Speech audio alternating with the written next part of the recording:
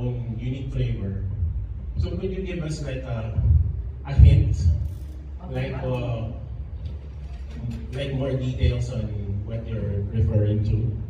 Will this be showcased in the upcoming show at Aromata?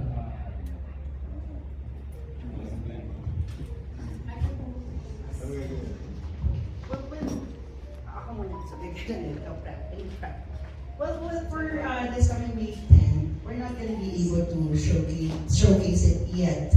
Because to be honest, we're actually preparing. I mean, that show is actually part of the preparation, and it's not yet done. It's not yet finished, but we are working on it. It's in the process now.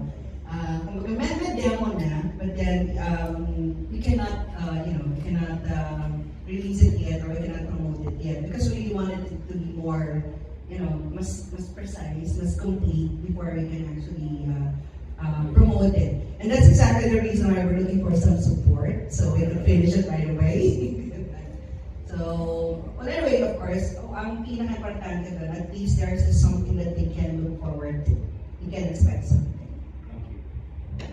Right now kasi, we usually play sa mga province ngayon, Fiestas and stuff like that. At the Valley's made and parang may nakabit yung level sa club scene ng solo.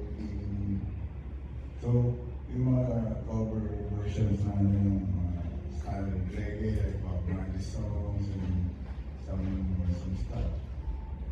Dito namin matututo kasi mga set namin. Plus the originals na syempre yung natin. Like, yung naman one, kaya parang laging nandun lang. Hindi nalalako siya, kaya parang. And being the original member of Tropical Depression together with Papa Lo, which is andun sa ayaw ko to continue the band kasi sayang na. So, kami na rin nakaulit na sa scene. It's been ilan na. 38.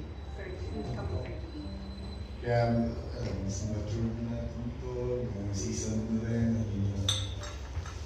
Ang challenge namin ngayon is to i-share sa mga bata. This is napakahirap nga, ang dami ng choices ng music. So, ang advantage lang namin is we've been around and we started all this reggae thing. Parang hindi rin sila ma-astray kasi kala na sa reggae, comedy or novelty. But this is serious stuff. It's a political or rather revolutionary songs. And siguro makakatulong to the changes. I mean, consciousness ng tao. Yeah. Tama yung collaboration nito kasi buti nga umabot pa kami sa ganito. Analog lang namin. So, para kami mga bata ulit na ganado, tapos. So, yan, meron pa rin radyo, iba na ngayon, digital. So, thankful kami. Andyan tayo.